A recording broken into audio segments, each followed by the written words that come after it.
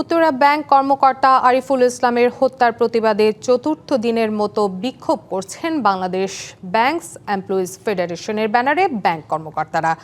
7 দিনের এই কর্মসূচির চতুর্থ দিন রবিবার সকালে রাজধানীর দৈনিক বাংলা মোড় আল আরাফা ইসলামী ব্যাংকের নিচে এ সমাবেশ অনুষ্ঠিত হয়। সমাবেশ শেষে একটি বিক্ষোভ মিছিল বের করা হয়, যেখানে বক্তারা জানান, ঘটনার এতদিন পরও অভিযুক্তকে গ্রেপ্তার করা না হওয়ায় ব্যাংকারদের মধ্যে হতাশা বিরাজ করছে। ব্যাংকারদের কর্মক্ষেত্রে নিরাপত্তা জোরদার, খেলাপি ঋণ আদায়ে প্রয়োজনীয় সুরক্ষা নিশ্চিত এবং উত্তরা ব্যাংকের কর্মকর্তা হত্যার ঘটনায় জড়িতদের দ্রুত বিচারের আওতায় আনার দাবি জানান তারা।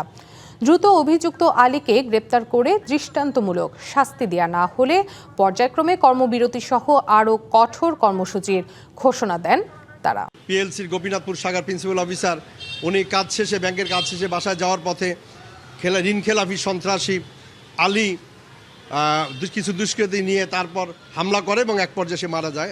এই আতঙ্কিত অবস্থা জোরালোভাবে যদি সরকার চেষ্টা না করে, ব্যাংক প্রশাসন চেষ্টা না করে, তাহলে ব্যাংকারদের মাধ্যমে এই খেলাপি ঋণ আদায় করা সম্ভব হবে না। স্বরাষ্ট্রমন্ত্রীর কাছে আমি আহ্বান জানাতে চাই যেন এই আলীকে দ্রুত বিচারের আওতা আনা হয়।